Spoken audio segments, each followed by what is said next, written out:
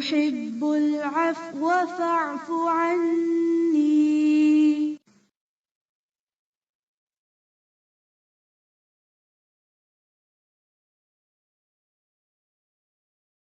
أعوذ بالله من الشيطان الرجيم. بسم الله الرحمن الرحيم. الحمد لله رب العالمين. الرحمن الرحيم. مالك يوم الدين. إياك نعبد وإياك نستعين. اهدنا الصراط المستقيم. صراط الذين أنعمت عليهم غير المغضوب عليهم ولا الضالين.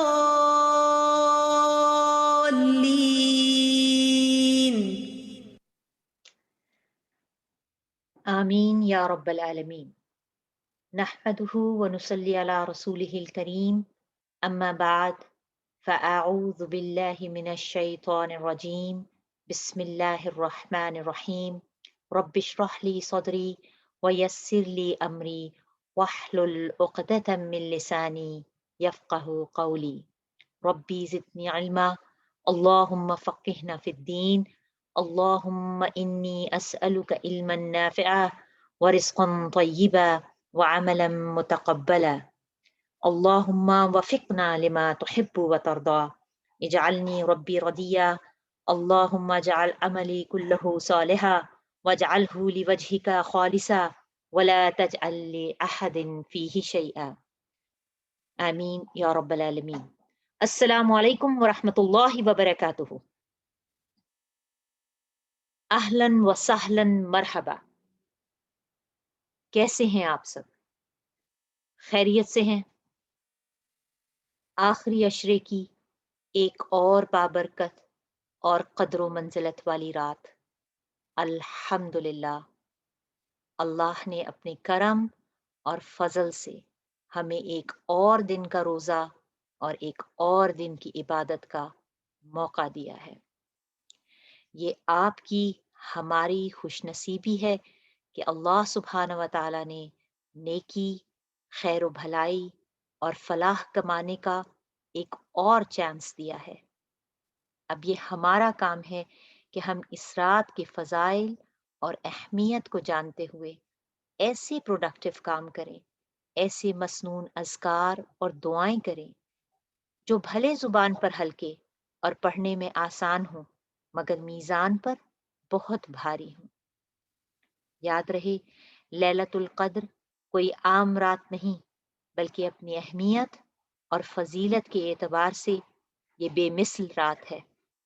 اور اس میں اترنے والی کتاب یعنی قرآن مجید وہ تقدیر ساز ہے، اور اس میں اس کی برکت سے صرف اہل مکہ اور اس کے گرد و نواح کے مقدر کا ستارہ ہی نہیں طلوع ہوا بلکہ ساری نوع انسانیت کا بخت بیدار ہوا ہے. یہ ایسی کتاب ہے جس نے انسان کو اپنی پہچان اور اپنے خالق کا عرفان عطا فرمایا ہے.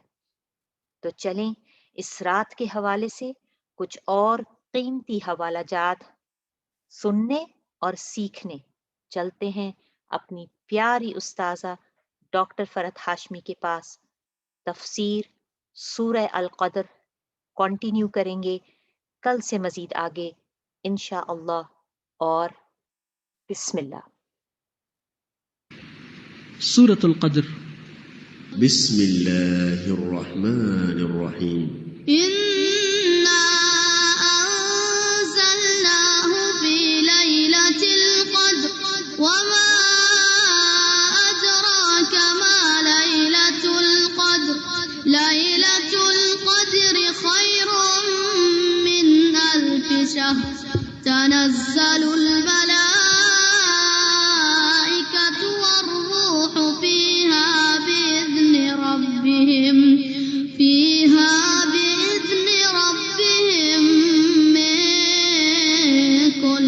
أمر سلام هي حتى مطلع الفجر.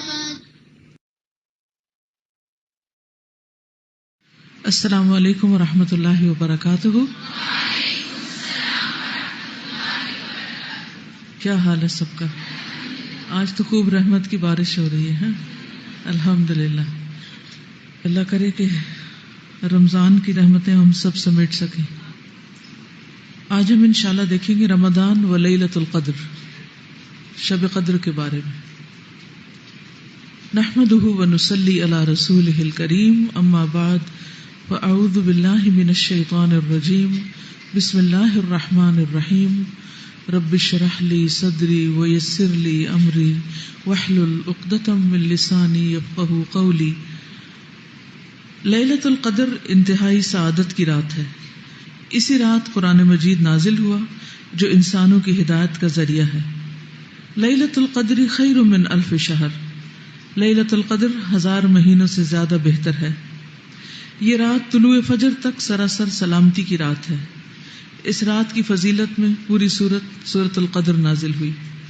اس رات کو تلاش کرتے ہوئے آخری عشرے کی طاق راتیں عبادت میں گزاری جاتی ہیں. اس رات میں جبریل علیہ السلام اور فرشتے خیر و برکت اور رحمت کے ساتھ اترتے ہیں، جو تعداد میں نہایت کثیر ہوتے ہیں، بہت زیادہ ہوتے ہیں. حضرت ابو ہریرہ سے روایت ہے کہ نبی صلی اللہ علیہ وسلم نے فرمایا، ان الملائکۃ تلک اللیلۃ فی الارض اکثر من عدد الحصى. بلا شبہ اس رات کو زمین میں فرشتوں کی تعداد کنکریوں کی تعداد سے بھی زیادہ ہوتی ہے. یعنی زمین پر جو کنکریوں کی تعداد ہے اس سے زیادہ فرشتوں کی تعداد ہوتی ہے، یعنی بہت زیادہ کثرت کے ساتھ اترتے ہیں. اس رات میں ایک اچھا عمل 1000 ماہ کے عمل سے بہتر ہے. اس کو خاص طور پر نوٹ کر لیجیے.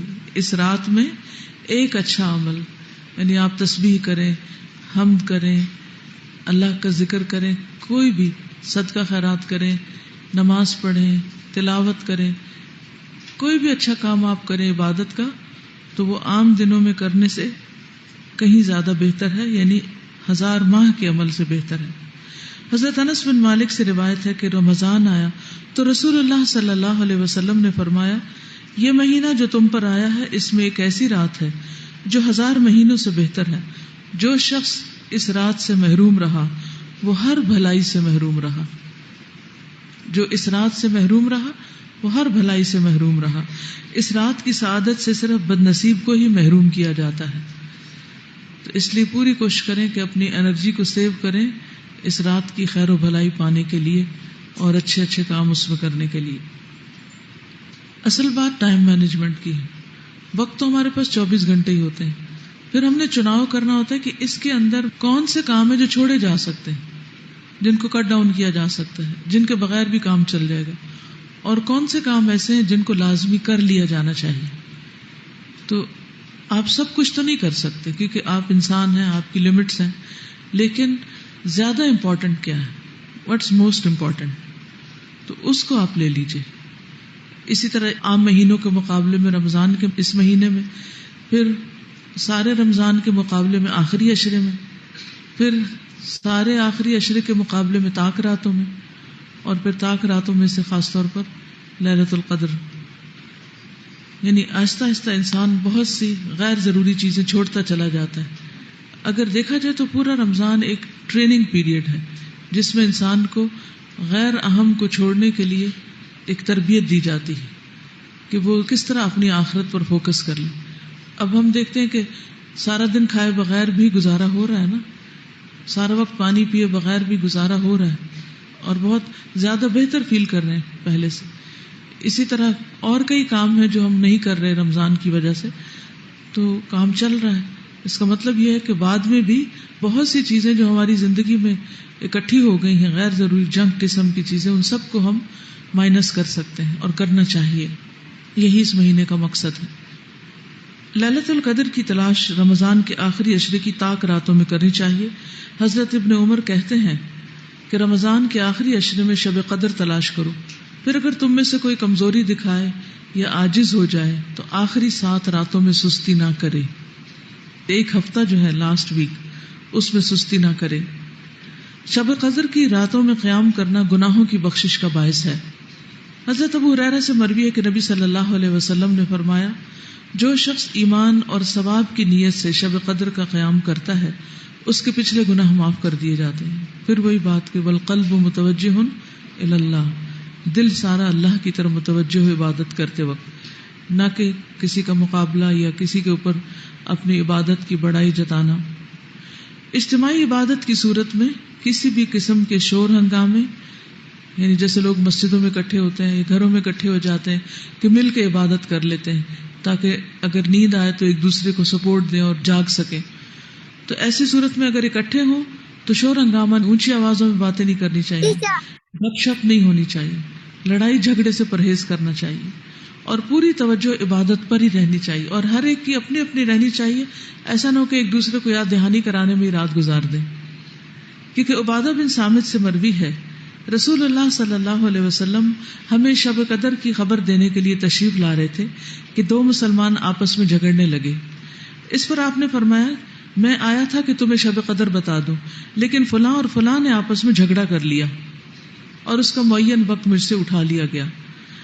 امید ہے کہ تمہارے حق میں یہی بہتر ہوگا تاکہ تم ایک سے زیادہ راتیں عبادت کر سکو، لیکن حقیقت یہ ہے کہ آپس کے جھگڑے، فساد اور غیر ضروری چیزوں میں دلچسپی انسان کو بہت سی نیکیوں سے محروم کر دیتی۔ شب قدر کی علامتیں، رسول اللہ صلی اللہ علیہ وسلم نے فرمایا، شب قدر کی صبح کو سورج کے بلند ہونے تک اس کی شعاع نہیں ہوتی، کرنیں نہیں ہوتی، وہ ایسا ہوتا ہے جیسے تھالی۔ پچھلی رات کا چاند کبھی دیکھا آپ نے؟ نہیں، جب چاند غروب ہو رہا ہوتا ہے تو بالکل ایک تھال کی طرح ہوتا ہے اور اس میں سے روشنی نہیں پھوٹ رہی ہوتی، جسے فجر کے قریب آپ دیکھیں۔ تو اسی طرح جس رات شب قدر ہوتی ہے، اگلے دن صبح سورج نکلتا ہے تو اس میں سے روشنی کی کرنیں نہیں پھوٹ رہی ہوتی، روشنی نہیں دے رہا ہوتا، یعنی سورج نظر تو آ رہا ہوتا ہے لیکن اس کی شکل مختلف ہوتی، آپ اس کو آنکھ بھر کے دیکھ سکتے ہیں۔ حضرت ابو ہریرہ سے روایت ہے کہ ہم نے رسول اللہ صلی اللہ علیہ وسلم کے پاس شب قدر کا ذکر کیا تو آپ نے فرمایا، تم میں سے کون اسے شب قدر کو یاد رکھتا ہے؟ اس میں جب چاند نکلتا ہے تو ایسا ہوتا ہے جیسے بڑے تھال کا کنارہ، یعنی اس میں چاند نصف نہیں ہوتا بلکہ اس نصف کا بھی نصف ہو چکا ہوتا ہے، کنارہ یعنی کہ بالکل باریک ہو جاتا ہے، آخری راتوں کی طرف اشارہ ہے۔ حضرت ابن عباس سے مروی ہے کہ رسول اللہ صلی اللہ علیہ وسلم نے فرمایا، شب قدر آسان اور معتدل رات ہے جس میں نہ گرمی ہوتی ہے نہ سردی ہوتی ہے۔ اس صبح کا سورج اس طرح طلوع ہوتا ہے کہ اس کی سرخی مدھم ہوتی، ڈل ہوتا ہے۔ حضرت زر سے روایت ہے، انہوں نے کہا، میں نے حضرت ابی ابن کعب کو یہ فرماتے ہوئے سنا۔ ان سے کہا گیا کہ حضرت عبداللہ بن مسعود فرماتے ہیں کہ جو آدمی سارا سال قیام کرے وہ لیلۃ القدر کو پہنچ گیا۔ حضرت ابی فرمانے لگے کہ اللہ کی قسم جس کے سوا کوئی معبود نہیں، وہ شب قدر رمضان میں ہے۔ وہ یقین کے ساتھ قسم کھاتے ہیں، اللہ کی قسم بے شک میں جانتا ہوں وہ کون سی رات ہے، یہ وہی رات ہے جس میں اللہ کے رسول صلی اللہ علیہ وسلم نے ہمیں قیام کا حکم دیا تھا۔ اس رات کی صبح 27 تاریخ تھی اور اس کی علامت یہ تھی کہ سورج طلوع ہوا تو اس کی سفیدی میں شعاع نہ تھی۔ اس رات کی خاص دعا، اللہم انک عفو تحب العفو فاعف عنی، اے اللہ تو معاف کرنے والا ہے، معاف کرنے کو پسند کرتا ہے، بس تو مجھے معاف کر دے۔ پڑھیے 3 دفعہ۔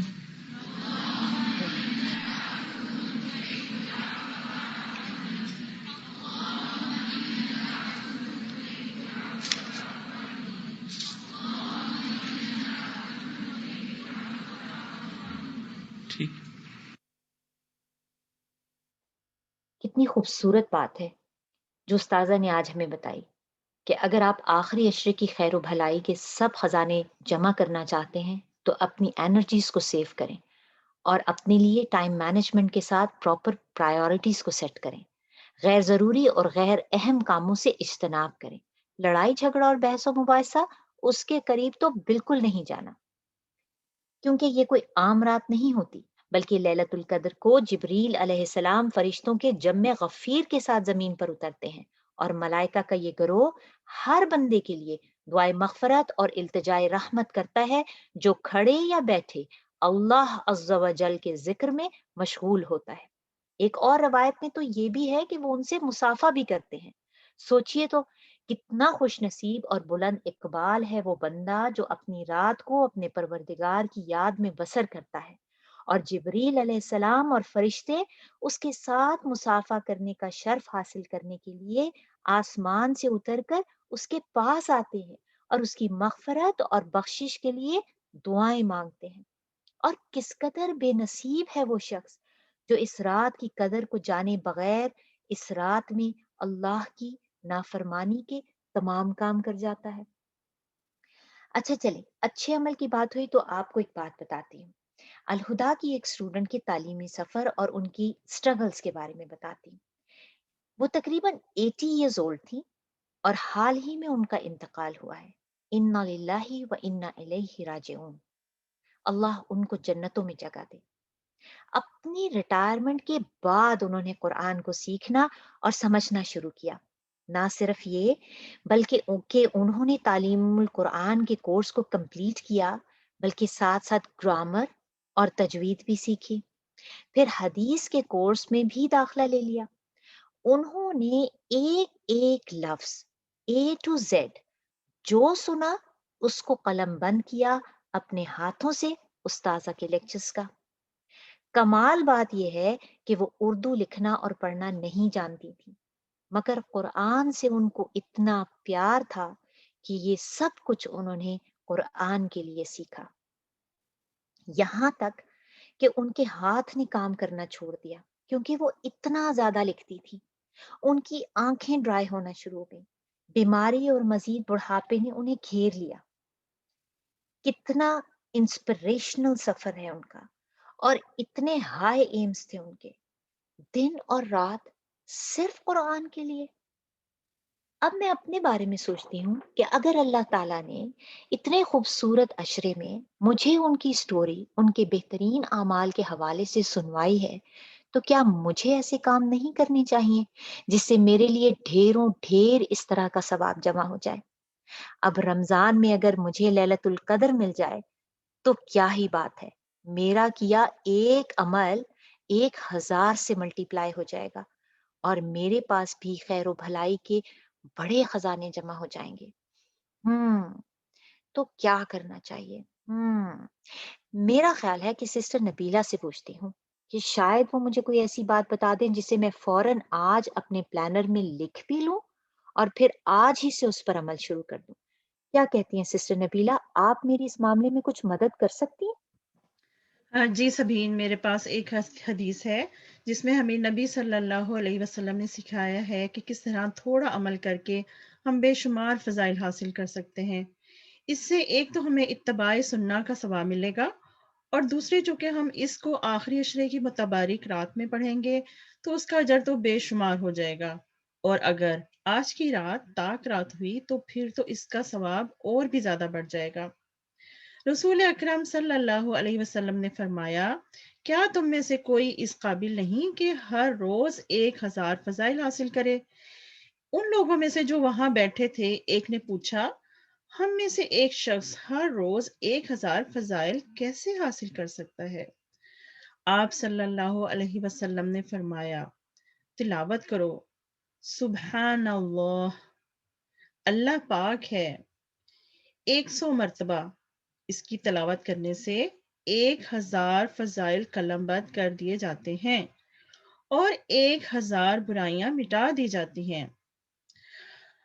اللہ سبحانہ و تعالیٰ بے حد مہربان اور غفور الرحیم ہے۔ انہوں نے ہمارے لیے بے شمار خزانے تیار رکھے ہیں، صرف عمل کرنے کی دیر ہے۔ ہمیں اللہ سبحانہ و تعالیٰ کا بے حد شکر گزار ہونا چاہیے، ہے نا سسٹر سبیر؟ جی بالکل، یہ تو بہت ہی آسان، اور اس کا جو فضل ہے سبحان اللہ وہ کتنا زیادہ ہے۔ جزاک اللہ خیر سسٹر نبیلہ۔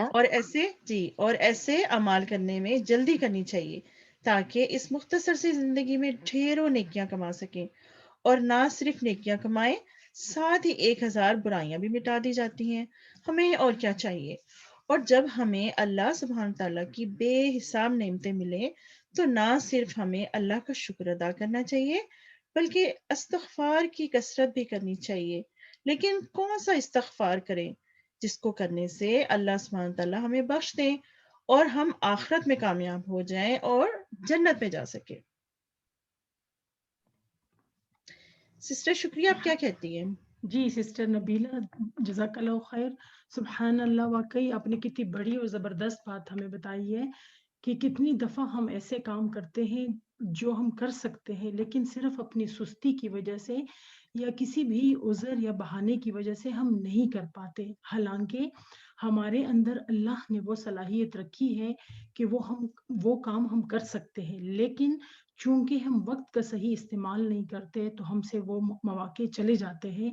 تو ہمیں شعوری طور پر زیادہ سے زیادہ استغفار کرنے کی ضرورت ہے، اور اس کے ساتھ ساتھ ہمیں اپنا عمل بھی بدلنے کی ضرورت ہے. اپنے اندر سے سستی اور کاہلی کو نکالنا ہے اور استغفار کرنا ہے اس بات پر کہ ہم نے جو اپنے دیے ہوئے مواقع گنوا دیے.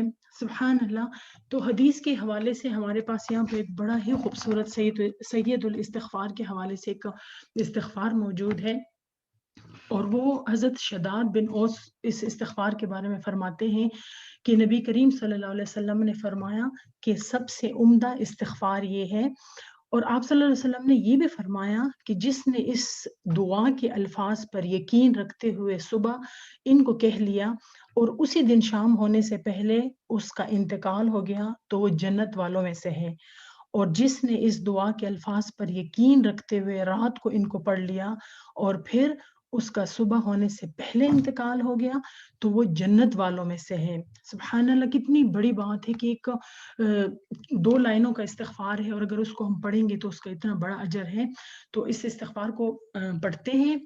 اللهم أنت ربي لا إله إلا أنت خلقتني وأنا عبدك وأنا على عهدك ووعدك ما استطعت أعوذ بك من شر ما صنعت أبوء لك بنعمتك علي وأبوء بذنبي فاغفر لي إنه لا يغفر الذنوب إلا أنت.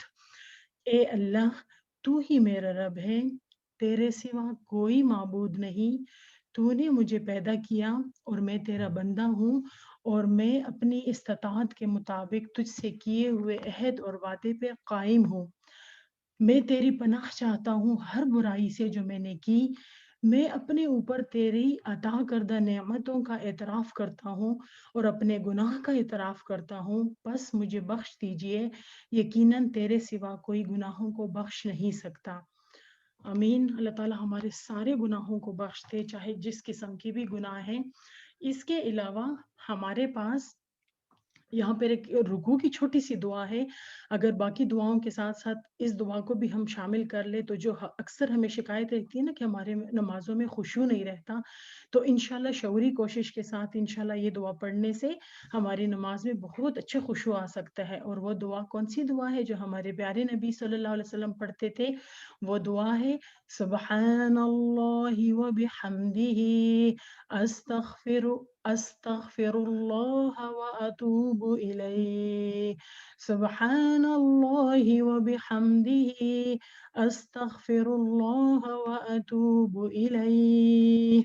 میں اللہ کی پاکیزگی بیان کرتا ہوں، اس کی حمد کے ساتھ میں اللہ سے بخشش کا طلبگار ہوں اور اسی کی طرف رجوع کرتا ہوں. رکوع کی دعا کے ساتھ ہمارے پاس ایک سجدے کی بھی دعا ہے جو ہمارے نبی صلی اللہ علیہ وسلم اپنے سجدوں میں اس دعا کو پڑھتے ہوتے تھے، اور وہ دعا ہے اللہم اغفر لی ذنبی کلہ دقہ وجلہ وأولہ وآخرہ وعلانیتہ وسرہ. اے اللہ، میرے سارے گناہ بخش دے، چھوٹے بھی اور بڑے بھی، پہلے بھی اور پچھلے بھی، کھلے بھی اور چھپے ہوئے گناہ بھی.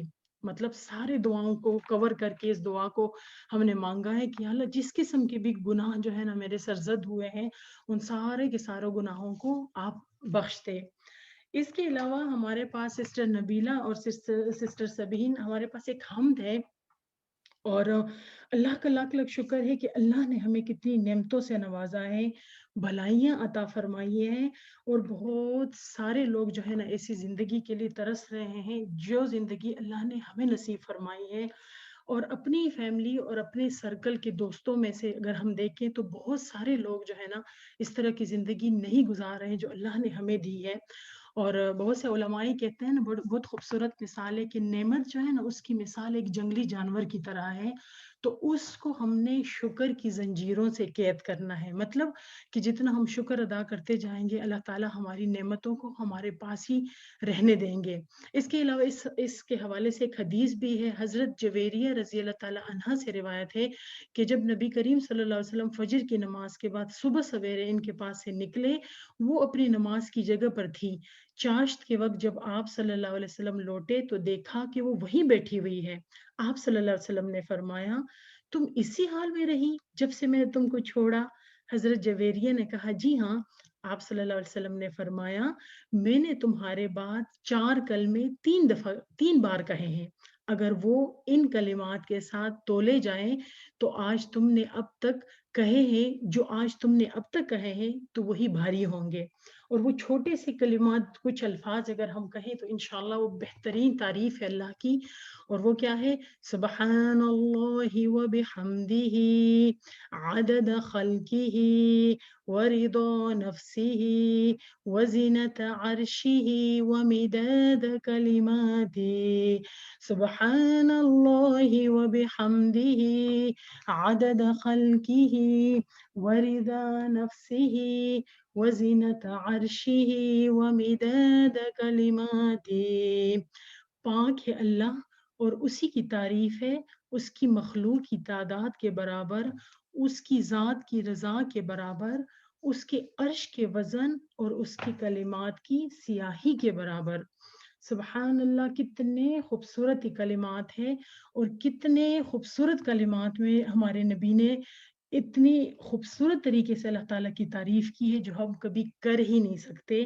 تو اس وجہ سے مسنون دعائیں اور نبی کریم صلی اللہ علیہ وسلم کا طریقہ سبحان اللہ کیا کہنے، تو اللہ تعالیٰ ہمیں ان ساری دعاؤں کو اللہ کرے ہم پڑھیں اور اس کو یاد کرے، اور ان ساری اچھی باتوں پر عمل کی توفیق ہمیں اللہ تعالیٰ عطا فرمائے۔ آمین ثم آمین۔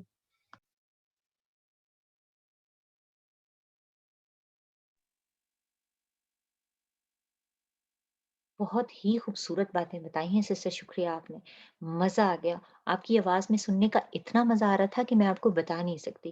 اب بیسیکلی تو ہمارے ساتھ سسٹر سریا اور سسٹر سبین بھی موجود ہیں، اور آپ کو پتہ ہے آج میں نے ابھی تک اپنا باقی کا پلانر فل نہیں کیا تھا، تو جو چیزیں آپ ساتھ ساتھ بتا رہی تھیں وہ پلانر میں لکھتی جا رہی تھی۔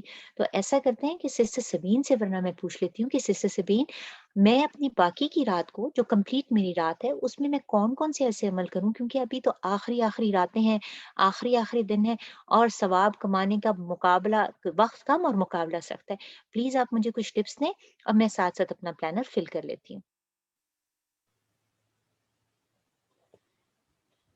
انشاءاللہ ہمارے ساتھ سسٹر سریا موجود ہیں، تو انشاءاللہ سسٹر سریا سے پتہ کرتے ہیں کہ سسٹر سریا آج کیا بتا رہی ہیں، تو اس کے بعد انشاءاللہ پھر میں بتاتی ہوں۔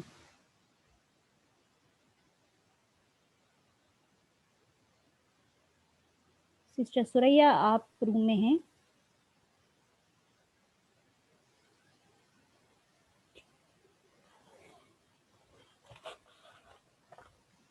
چلیں انشاءاللہ میں شروع کرتی ہوں۔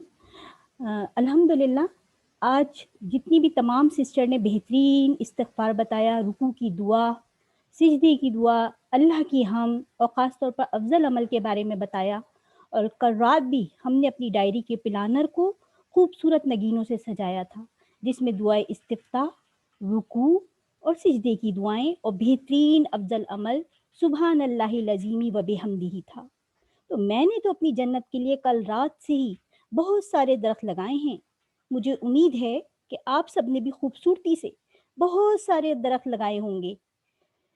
تو انشاءاللہ ہم دیکھتے ہیں کہ آج کی رات میں ہم اپنے چیک لسٹ میں کون سے ایسے نگینے لگا سکتے ہیں جو ہماری اس رات کو بھی خوبصورت بنا دے۔ تو شکر، اللہ سبحانہ و تعالیٰ کا شکر اس بات پر کہ اس نے ہمیں آج کی رات میں داخل کیا، شکر اس کا دل، زبان اور عمل سے۔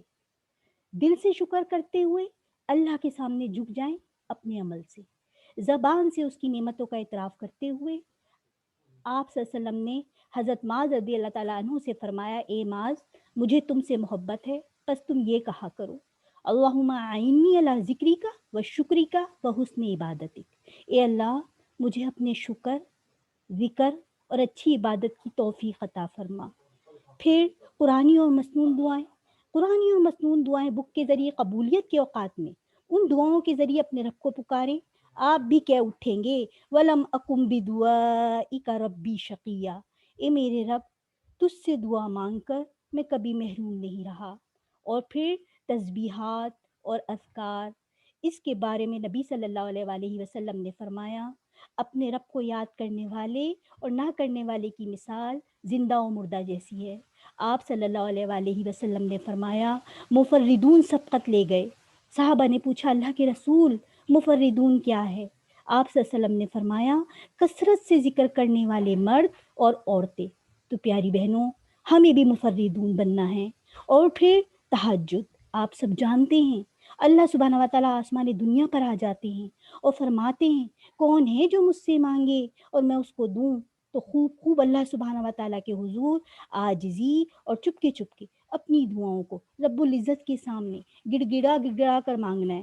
اور پھر ہم سب جانتے ہیں جب انسان کوئی بھی نیک عمل کرتا ہے تو اللہ سبحانہ و تعالیٰ اس کی دعاؤں کو اوپر اٹھاتے ہیں، اور وہ نیک عمل آپ کی نماز اور صدقہ بھی ہو سکتا ہے، کیونکہ پاکیزہ کلمات اور دعاؤں کو عمل صالح اوپر اٹھاتا ہے، قبولیت تک پہنچاتا ہے۔ تو لاسٹ 10 نائٹ کے صدقے کا اجر 10 سے لے کر 700 اور اس سے بھی زیادہ ہے۔ اس کے علاوہ بھی صدقے کے بہت سارے فوائد قرآن و حدیث میں بیان ہوئے ہیں۔ ایک کھجور کی مانند اگر کوئی صدقہ کرتا ہے تو اللہ سبحانہ و تعالیٰ اس کو بڑھاتے ہیں، یہاں تک کہ وہ پہاڑ کی مانند ہو جاتا ہے۔ اچانک و بری موت سے انسان محفوظ رہتا ہے، آنے والی مصیبتوں سے چھٹکارا پایا جاتا ہے، گناہ مٹ جاتے ہیں، اللہ کا غصہ ٹھنڈا ہوتا ہے، دعائیں قبول ہوتی ہیں۔ لہٰذا خوب اپنی پرسنل دعائیں عمل صالح کے ساتھ مانگیں۔ اور تو اور سحری کھانا بھی ہمارے لیے عبادت بن جاتا ہے۔ نبی صلی اللہ علیہ وآلہ وسلم نے فرمایا، یقیناً اللہ اور اس کے فرشتے سحری کھانے والوں پر درود بھیجتے ہیں، یعنی اللہ تعالیٰ کی طرف سے ان پر رحمتیں اور برکتیں نازل ہوتی ہیں، اور فرشتے ان کے لیے رحمت اور مغفرت کی دعائیں کرتے ہیں۔ اور پھر کیا ہوتا ہے، سلام ہی حتی مطلع الفجر، اور وہ رات سلامتی ہے طلوع فجر تک، پھر فجر کا ٹائم شروع ہو جاتا ہے۔ اس طرح ہماری پوری رات عبادت بن جاتی ہے۔ بالکل صحیح کہا آپ نے۔ اگر ہم واقعی چاہتے ہیں کہ ہماری پوری رات عبادت بن جائے اور ہمارا ثواب 1000 سے ملٹیپلائی بھی ہو جائے، تو ہم سب کو چاہیے کہ بہت ہی بڑی سرگرمی، محنت اور کوشش سے اس رات کو تلاش کریں۔ یاد رہے کہ غفلت اور کاہلی سے کام نہیں لینا، پورے ذوق شوق سے ان آخری 5-7 راتوں میں بیدار رہنے کی کوشش کرنی ہے، انہیں اللہ کے ذکر سے سجانا ہے، قرآن کے پڑھنے سے اسے مزین کرنا ہے، اپنا نام مفردون کی لسٹ میں شامل کرانا ہے، اور اس بات کا اچھا گمان رکھنا ہے کہ بھلے ہماری کوششیں اور عبادتیں ٹوٹی پھوٹی اور ناقص ہیں، مگر جو اللہ ایک صدقے کی کھجور کو پہاڑ کے برابر بنا دینے پر قادر ہے، ہم اسی سے دعا کرتے ہیں کہ وہ اپنے حضور ہمارا ہدیہ بھی قبول کر لے۔ آمین یا رب۔ اس اعتراف کے ساتھ کہ اے اللہ، ہم نے اپنی جانوں پر ظلم کیا ہے، ہمارے گناہوں اور ہمارے معاملے میں ہماری زیادتی کو بخش دے، ہماری کمیوں کو پورا کر دے، نیک اعمال اور اخلاق کے ساتھ ہماری رہنمائی فرما دے، کیونکہ تیرے سوا نہ کوئی گناہوں کو معاف کر سکتا ہے، نہ نیکی کی طرف رہنمائی کر سکتا ہے۔ واعف عنا واغفر لنا وارحمنا انت مولانا فانصرنا علی القوم الکافرین۔ اللہ پاک ہمیں لیلۃ القدر اور اس کی برکات کو پانے کی توفیق، ہمت اور شوق دے۔ آمین یا رب۔ اور آپ سب کو اور آپ کے پیاروں کو اپنی بہترین عافیت اور آسانیوں میں رکھے۔ اجازت چاہتے ہیں، ربنا تقبل منا انک انت السمیع العلیم وتب علينا إنك أنت التواب الرحيم سبحانك اللهم وبحمدك نشهد أن لا إله إلا أنت نستغفرك ونتوب إليك. السلام علیکم ورحمۃ اللہ وبرکاتہ. السلام علیکم ورحمۃ اللہ وبرکاتہ. کیا حال ہے سب کا؟ آج تو خوب رحمت کی بارش ہو رہی ہے. اللهم إنك عفو كريم تحب العفو فاعف عني. اللهم إنك عفو كريم تحب العفو فاعف عني.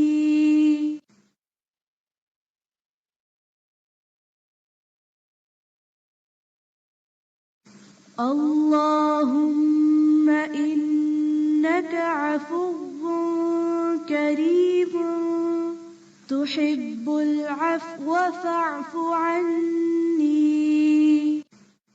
اللهم إنك عفو كريم تحب العفو فاعف عني.